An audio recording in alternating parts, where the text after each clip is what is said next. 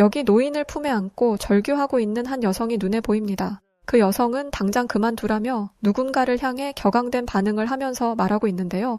과연 이 여성에게는 대체 무슨 일이 있던 것일까요? 안녕하세요. 저는 일본에서 온 하나미라고 합니다. 저는 일본에서 공무원으로 일하고 있어요. 어렸을 적엔 아티스트가 되고 싶다는 생각을 해본 적도 있었지만 나이가 점점 차다 보니 이게 얼마나 속없는 생각인지 알겠더라고요. 음악을 하든 미술을 하든 예술을 하려면 돈이 있어야 하는데 저희 집은 제 꿈을 지지해줄 만큼의 형편이 안 되었거든요. 저희 집안은 여유로운 형편이 못 됐습니다. 아버지와 어머니는 두 분 다 고아였고 가진 것 없이 결혼을 해서 팍팍하게 사셨거든요. 그러던 중 제가 생겼고 아버지는 가장으로서 저와 어머니를 책임지기 위해 무리하게 일을 하셨습니다. 제가 듣기로는 하루에 2-3시간도 못 자며 일을 하셨다고 하죠. 어머니는 그런 아버지가 걱정이 됐지만 아버지는 곧 태어날 저를 부족하게 키울 수는 없다며 일을 늘릴지언정 줄이지 않으셨다고 합니다. 그러던 어느 날 일을 하기 위해 밖으로 나서던 아버지가 급하게 어머니를 깨우셨고 급하게 현관으로 나간 어머니는 아버지의 모습을 보고 큰 충격을 받고 말았습니다. 아버지의 코에서 폭포처럼 쏟아지는 피가 아버지의 상의를 푹 적실 정도였거든요. 어머니가 나온 지 얼마 되지 않아 아버지는 쓰러졌고 곧바로 병원으로 옮겨졌지만 얼마 지나지 않아 아버지는 숨을 거두었습니다. 특별히 병이 있는 것도 아니었으니 사인은 과로였습니다.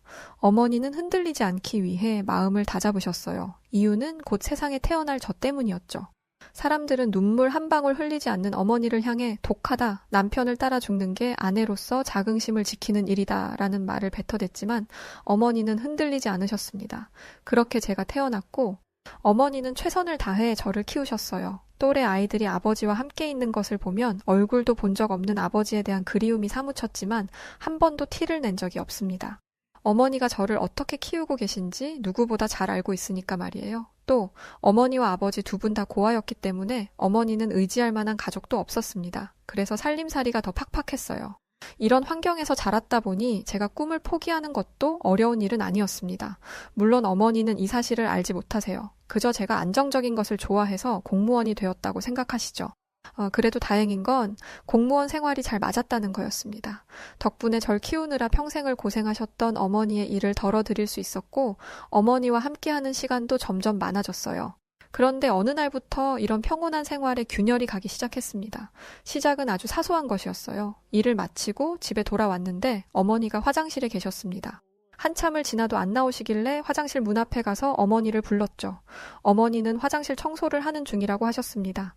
문을 닫아두고 청소를 하면 안 좋다 말하며 문을 연 그 순간 저는 깜짝 놀라 말을 잃었습니다. 하나미, 오늘 하루도 고생 많았어. 그런데 거품이 잘 안 닦이는구나. 얼른 청소하고 나갈게. 배고프지? 어머니는 평소와 똑같은 말투와 표정으로 말을 거셨지만 행동은 전혀 달랐습니다. 지금 뭐 하는 거예요? 그건 세제가 아니라 샴푸잖아요. 어머니는 그제야 자신이 무엇으로 청소하고 있었는지를 깨달았습니다.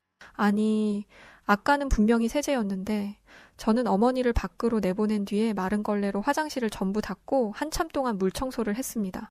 그렇게 첫 번째 사건이 지나갔고 한동안은 아무 문제도 일어나지 않았어요. 그래서 화장실 사건을 잊고 살았습니다. 그런데 기어이 일이 터지고 말았어요. 새벽에 잠을 자고 있는데 거실에서 부스럭거리는 소리가 들렸습니다. 어머니가 화장실을 가시나 보다 생각하며 다시 잠에 들었는데 그 부스럭 소리가 점점 커졌습니다. 그래서 밖으로 나갔더니 어머니는 화장실이 아니라 부엌 구석에 앉아 계셨어요.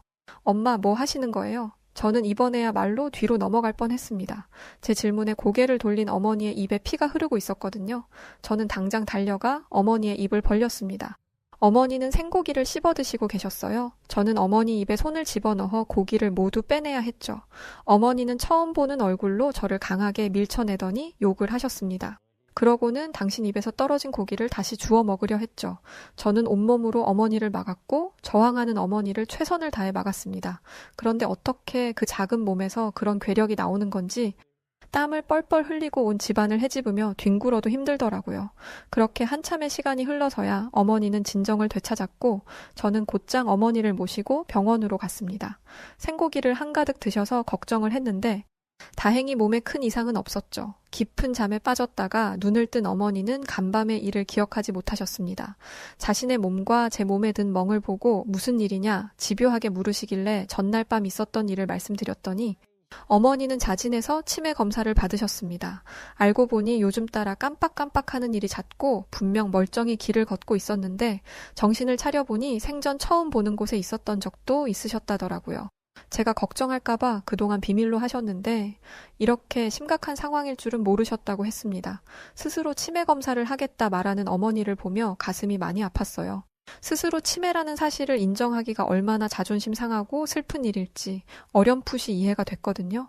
어머니는 제게 짐이 될 수 없다고 치매 진단을 받으면 나라에서 도움을 받을 수 있으니 스스로 치매 환자임을 증명하겠다 하신 것이었습니다. 어머니는 치매가 맞았고 새벽에 생고기를 씹어 먹은 건 어렸을 때의 트라우마가 투영된 것 같다는 것이 전문가의 의견이었습니다. 어머니는 부모가 없이 자라 배 곱는 날이 많았는데 그나마 있는 돈을 불량배들에게 빼앗기고 일주일 내내 굶다가 배고픔을 못 이겨 고기를 주류로 하는 술집의 음식물 쓰레기를 뒤져서 먹은 적이 있었다고 합니다. 그때의 좌절감이 트라우마로 남아 치매 증상으로 나타난 것이었죠. 치매 진단을 받은 어머니의 상태는 순식간에 악화되었습니다. 어머니는 제가 일을 하느라 집을 비운 틈을 타 집에서 나가기도 했고 치매 노인을 돌보는 방법을 몰랐던 저는 그럴 때마다 온 동네를 뒤지며 어머니를 찾아다녔어요. 어머니가 저를 돌봐주신 것처럼 저도 어머니를 끝까지 돌보려고 했는데 이렇게 했다가는 어머니도 위험해질 것 같고 저도 생계를 이어가지 못해 둘 다 힘들어질 것 같았습니다. 그래서 나라의 도움을 받고자 했어요. 노인과 관련된 일을 처리하는 공무원은 ACP라는 제도를 알려주었습니다. 치매 노인의 의사결정권을 보장하기 위해서 내가 지금까지 소중하게 여겨온 것들, 앞으로 소중히 하고 싶은 것들, 앞으로 함께 살고 싶은 사람, 어떤 시설에서 누구에게 돌봄을 받고 싶은지, 식사 내용, 목욕 횟수, 화장실 용변, 심폐소생, 인공호흡기 등의 유무 등등을 적어서 제출하는 것이었죠. 저는 이 얘기를 듣고 어이가 없었습니다. 사무적인 태도로 제도를 소개하는 직원에게 묻고 싶었습니다. 치매 노인을 직접 본 적이 있냐라고요. 이미 과거의 기억에 갇혀 살고 용변 실수도 하는 사람에게 어떻게 자기 결정권이 있단 말입니까? 이런 걸 하려면 건강한 노인들에게 미리 받아두었어야죠. 이미 치매에 걸려 오도 가도 못하는 사람에게 물어봐봤자 어떤 대답을 얻을 수 있단 말입니까? 그러면서 저에게 재택 돌봄 교육 과정을 안내해 주더라고요. 더더욱 어이가 없었습니다. 아니, 저는 평일에 일을 하러 나가야 되고 그러면 어머니를 돌봐줄 사람이 없어요. 그런데 어떻게 재택 돌봄을 할 수 있겠어요? 어머니 혼자 집에 계시면 돌발 사고가 날 수 있는데 어머니를 집에 혼자 두라는 말이에요? 저는 치매 돌봄 센터를 원해요. 그러자 직원은 곤란하다는 표정으로 말했습니다. 어떤 말을 하고 싶은 건지는 알겠는데요. 지금 일본의 노인들이 얼마나 많은지는 알고 계시죠? 그중에 치매 노인 수도 만만치 않아요. 그 사람들을 전부 센터로 보내는 건 지금으로선 불가능입니다. 그럼 다른 방법은 없느냐 물으니 그 대답도 골 때렸어요. 그래서 재택 돌봄 교육도 하고 가이드라인도 제공해 주잖아요. ACP 제도로 필요 없다고 했으면서 뭐 어쩌라는 거예요? 모든 걸 국가에 의지하는 건 좀 아니지 않아요? 저는 제가 봉사해왔던 일본이라는 나라가 이토록 대책이 없을 줄은 몰랐습니다. 게다가 노인 인구가 폭발적으로 증가하는 상황 속에서 복지 정책을 이 정도밖에 구축하지 못했다는 점에서 너무나 실망스러웠어요. 저는 포기하지 않고 어머니를 모실 수 있는 곳을 찾았습니다. 그런데 답을 찾을 수가 없었어요. 나라에서부터 가정 돌봄을 장려하는데 뭘 할 수가 있겠어요. 결국 저는 비싼 돈을 들여 사설 업체에서 사람을 써 집에서 어머니를 돌보게 되었습니다. 그런데 아시겠지만 일본의 인건비는 굉장히 비쌉니다. 게다가 치매 노인을 돌보는 일은 아무나 할 수 없는 일이었기 때문에 더 비쌌죠. 게다가 제가 없고 제대로 된 인지 능력이 없는 어머니에게 보호사가 무슨 행동을 할지는 아무도 몰랐기에 비싼 돈을 쓰고 사람을 쓰면서도 항상 불안한 마음을 가지고 살았습니다. 그러던 중 한국으로 출장을 가게 되었어요. 어머니 때문에 출장을 가지 못할 것 같다고 말했지만 제 상사는 지금까지 어머니 핑계로 당직이나 여러 행사에 빠진 게 몇 번인지 알아. 지금 동료들 원성이 잦아. 이번에도 발 빼려고 하면 징계를 피할 수 없을 거야 라고 했습니다. 이해가 안 되는 건 아니었어요. 동료들이 뒤에서 제 욕을 얼마나 하고 있는지를 잘 알고 있었기 때문에 상황이 얼마나 안 좋은지 알고 있었습니다. 저는 보호사에게 어머니를 맡기고 한국으로 출장을 가려고 했는데 출국 하루 전날 보호사가 어머니를 함부로 대했다는 것을 알게 되었습니다. 어머니의 몸 곳곳에 시퍼런 멍이 든 걸 제가 보고 말았거든요. 저는 결국 어머니를 모시고 한국에 가는 수밖에 없었습니다. 당연히 상사는 굉장히 못마땅해 했지만 제가 한국에 가서 어머니를 보호시설에 맡긴다고 약속에 약속을 거듭하니 겨우 허락해 주었어요. 제가 알아보니 한국에서는 다양한 요양보호시설이 있었습니다. 제가 한국에 머무는 일주일 동안 어머니를 맡길 수 있다는 답신을 받았죠. 솔직히 한국과 일본은 사이가 좋지 않기 때문에 한국 요양원이 어머니를 받아주지 않을 수도 있다고 생각했습니다. 하지만 한국에서 만난 요양보호사는 한국어가 서툰 저를 배려하기 위해 요양원 입소자들의 보호자에게 전달하는 안내문도 일본어로 번역해 주었어요. 그 섬세함에 놀란 저는 이 요양원에 일본인들이 있는 줄 알았습니다. 그런데 제가 처음이라고 하더라고요. 자국에서는 요양원이 부족하다며 문전박대당하고 요양원 자리가 없으니 늘 저자세로 굽신거려야 했는데 한국은 달랐습니다. 치매 노인을 돌보며 힘들었던 그간의 시간을 이해해주고 제게 믿음을 주었죠. 요양보호사만 친절했던 게 아니었습니다. 어머니를 모시고 공항에 도착했을 때 짐을 찾는 데 집중하느라 그만 어머니를 놓치고 말았습니다. 뒤늦게 어머니를 찾으러 다녔지만 도무지 보이지 않았어요. 한국어도 서툰이 도움을 청하기도 어려웠죠. 그런데 그때 한 한국인 여행객이 서툰 일본어로 제게 말을 걸었습니다. 도와주겠다고요? 저는 한국인 여행객의 뒤를 따라 공항 직원을 찾아갔습니다. 번역기까지 써가며 제 말을 번역해준 한국 여행객이 자초지종을 직원에게 설명했고 직원은 깜짝 놀라며 방송을 했어요. 치매 노인이라는 이유로 온갖 무시를 당해왔던 어머니였습니다. 일본에서는 어머니가 살짝 닿기만 해도 기겁을 하며 더러운 병균 취급을 하는 사람들도 많았어요. 앞에서는 안타까운 척, 힘내라는 말만 번지르르하게 하고 뒤에서는 왜 저런 사람을 데리고 나와서 민폐를 끼치냐 라며 욕하는 경우가 열의 9이었죠. 그런데 한국은 달랐습니다. 얼마 지나지 않아 어머니를 찾았다는 연락이 왔고 저는 직원을 따라 나갔습니다. 그 사이에 한국인 여행객이 제 짐까지 직접 챙겨서 가져다 주었죠. 어떻게든 살해를 하려 했지만 한사코 거절하며 급하게 자리를 떠나는 탓에 감사 인사도 제대로 하지 못했네요. 다시 만난 어머니는 누군가의 손을 꼭 잡고 있었어요. 젊은 아가씨였는데 그분이 떠돌아다니는 어머니를 데리고 안내 데스크로 온 것이었어요. 어머니는 제가 데려가려고 하자 아가씨의 손을 강하게 잡으며 제게로 오길 거부했습니다. 치매 걸린 노인의 악력은 성인 남자 저리 가라이기 때문에 저는 아가씨의 손이 으스러질까 걱정되었어요.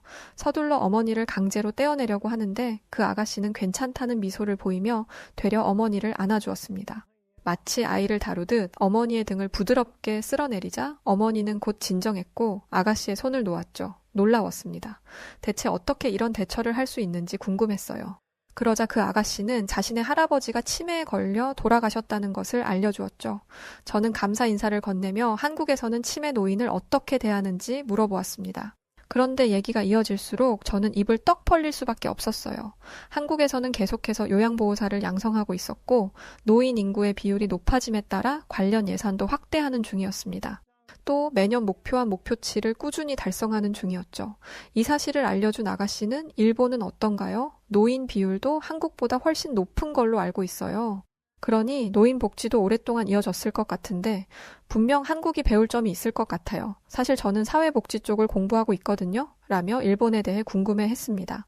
그런데 저는 부끄러운 마음에 입을 열 수 없었어요. 일본은 지난 2017년에 치매에 대한 올바른 인식 보급을 위해 그해 말까지 800만 명의 치매 서포터를 양성하려고 했지만 처참하게 실패했습니다. 그리고 그 이후에 제가 혀를 찾던 ACP 제도라든지 다른 제도들을 만들어내고 있었던 것이었어요. 공항에서의 만남을 뒤로하고 어머니를 요양보호소에 맡긴 뒤 제 일을 시작했지만 일본과 한국의 복지정책의 수준 차이가 계속해서 제 머릿속을 맴돌아 도통 일에 집중할 수가 없었어요. 그러던 중 일본으로부터 충격적인 소식이 전해졌습니다. 일본 복지업무 담당 공무원이 독거노인의 사망 사실을 알면서도 시신을 방치했다는 소식이었어요. 게다가 시신을 방치한 기간은 무려 2달하고도 보름이었죠. 더 끔찍한 건 노인의 시신을 방치한 이유였습니다. 그 직원은 일이 밀려서 대응할 시간이 없었다라고 말했다는데 같은 공무원으로서 화가 나 견딜 수 없었어요. 아무리 일이 많다 하더라도 사람이 죽은 일이었습니다. 당장 2, 3일만 지나도 부패가 시작되는데 고인이 그 지경이 될 때까지 방치했다는 건 인간이 할 도리가 아니었어요. 게다가 일본은 개인주의적인 사회이기 때문에 그 노인이 나타나지 않는다고 들여다볼 사람이 없다는 것을 그 공무원도 알고 있었을 것입니다. 그 일본 공무원의 마인드는 안 봐도 뻔했어요. 가족도 없고 돈도 없고 힘없는 노인, 죽으나 사나 나랑 무슨 상관이야? 제가 확신하는 이유는 실제로 이렇게 생각하는 사람을 많이 보았기 때문입니다. 게다가 이 노인의 고독사, 사실은 복지용품 사업자가 노인 집을 방문해서 알게 된 사실이었어요. 그렇고 난 뒤에야 늦장 대응을 한 것이죠. 일이 많다면서 세간의 사실이 알려지니 그제야 대응을 한 거였습니다. 분노가 치밀어 올랐어요. 그런데 국가기관은 저와 생각이 달랐습니다. 왜냐하면 그 공무원은 정직 5일의 징계 처분만 받았거든요. 시신을 하루 이틀 늦게 수습한 것도 아니고 무려 2달 보름이나 늦어졌습니다. 기록이 누락된 것도 아니고 고작 일이 바쁘다는 이유로요. 그런데 정직 5일? 여러분은 이게 말이 된다고 생각하시나요? 일본에는 엔딩 서포트 제도라고 해서 주기적으로 독거노인과 연락을 하고 독거노인이 사망하면 그들의 살림살이를 정리하고 사망 신고까지 대행해주는 서비스가 있습니다. 국가에서 제공하는 서비스이지만 돈을 내고 이용하죠? 사망한 독거노인은 이 서비스 이용자였어요. 자신의 사후를 책임져 준다는 믿음 하나로 돈까지 내가며 서비스를 이용한 건데 돌아오는 게 2달 보름간의 방치라니 일본에서는 늙은 게 죄라며 농담처럼 말하던 말이 현실로 느껴지는 순간이었습니다. 고령사회에 진입한 지가 언젠데 연간 26,821명이나 되는 사람들이 고독사를 합니까? 대체 그동안 제가 낸 세금은 어디로 갔으며 저는 그동안 무슨 이유로 국가를 위해 봉사했을까요? 이 일을 계기로 저는 제 조국, 일본에 대한 생각을 달리 하게 되었습니다. 어머니가 치매가 걸린 후로 스스로에게 던져왔던 질문이 터져버리고만 것이죠. 그리고 그 기폭제는 바로 한국이었습니다. 국민의 마지막을 책임져주지 못하는 나라를 어떻게 믿을 수 있겠어요? 그런데 한국은 아니었습니다. 치매 노인들을 위한 복지시설과 치매 전담형 요양기관이 있어서 원하는 사람들이라면 누구나 요양원에 들어갈 수 있었어요. 보호소 자리가 없으니 집에 돌아가서 보살펴라라는 무책임한 말이나 하는 일본과는 달랐죠. 요양원이 많다고 시설에 큰 차이가 있는 것도 아니었습니다. 음악활동, 인지자극 훈련뿐만 아니라 다양한 전문가를 초빙해서 치매 노인들의 삶을 개선하기 위해 최선을 다했습니다. 저는 한국에서 겪은 쇼킹한 일을 기억으로 간직한 채 일본으로 돌아왔어요. 한국에 있는 짧은 시간 동안 요양원에 있던 어머니는 단시간 내에 많이 안정된 모습을 보였습니다. 가만히 앉아있는 것도 힘들어하던 분이 가만히 앉아서 집중력을 발휘해 손으로 무언가를 만들고 계셨죠. 운동 능력이 뛰어나서 젓가락질도 힘들어하던 분이 말입니다. 일본으로 돌아온 지 얼마 안 되어 저는 한 통의 연락을 받았습니다. 바로 집주인이었죠. 저는 당연히 계약 연장에 관한 이야기인 줄 알았는데 집주인의 목적은 그게 아니었어요. 하나미 씨, 계약을 종료하고 이만 나가줬으면 해요. 그건 바로 퇴실 요구였죠. 그 집은 제가 학생이던 시절부터 살았던 곳이었습니다. 그만큼 주인 집과도 가까웠죠. 저는 갑작스러운 요구에 당황스러웠습니다. 갑자기 나가라는 이유를 묻자 집주인은 이렇게 말했어요. 하나미 씨 어머니가 치매에 걸렸죠? 솔직히 치매 걸린 노인이 살고 있다는 게 마음에 걸려서요. 당황스러웠습니다. 어머니가 다른 집에 피해를 주는 것도 아니고 저와 함께 사니 고독사할 가능성도 없었어요. 이런 상황에서 나가라는 건 치매 노인을 차별하는 것밖에 안 됐습니다. 저는 항의했지만 집주인의 생각은 변하지 않았어요. 하나미 씨가 어떤 마음인지는 알겠지만 그것까지 제가 신경 쓸 이유는 없는 것 같네요. 기간 내에 집을 빼주세요. 일본에서 치매 노인이나 독거 노인은 집을 구하는 것조차 어렵습니다. 월세를 내지 못할 가능성이 있으니까요. 그래서 정부가 나서서 보증업체를 통해 노인의 월세를 대신 내주려고 하지만 보증업체마저도 이를 꺼립니다. 고독사 등 리스크가 크니까요. 운 좋게 보증업체와 연결되었다 하더라도 부동산이 집주인과 연결을 해주지 않습니다. 국가의 무책임함, 오랫동안 관계를 이어왔던 이웃의 외면 때문에 시리에 빠진 저는 일본을 떠나기로 마음먹었어요.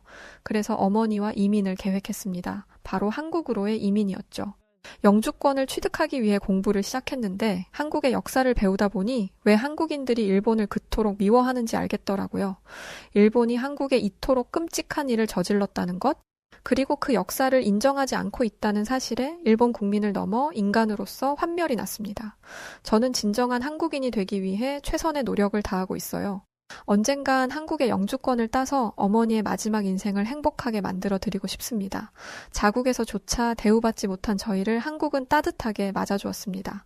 한국인분들이 그토록 싫어하는 일본인인 저희들을 말이죠. 하지만 그럼에도 저희를 국적을 넘어 사람으로서 인정해주시고 보살펴주려는 한국인분들의 인성과 인품에 그저 너무 감사한 마음뿐입니다. 자, 오늘은 치매에 걸린 어머니를 보호하기 위해서 사투를 벌이고 있는 딸이 한국을 경험하고 한국에게 감사하게 되었다는 이야기가 담긴 사연이었습니다. 사연을 듣고 나니 저도 어머니 생각이 많이 나는데요. 아무쪼록 하나미 씨와 하나미 씨, 어머님이 정말 영주권을 취득하시고 남은 삶을 잘 보내시길 응원합니다. 그럼 오늘의 사연 어떻게 들으셨나요? 오늘 사연이 즐겁고 감동적이셨다면 구독과 좋아요 부탁드리고요. 저는 지금까지 해외 다양한 사연들을 읽어드리는 여우튜브 송은지였습니다. 끝까지 영상 시청해주신 분들 모두 감사드리고요. 따뜻한 주말 되시기 바라겠습니다. 고맙습니다.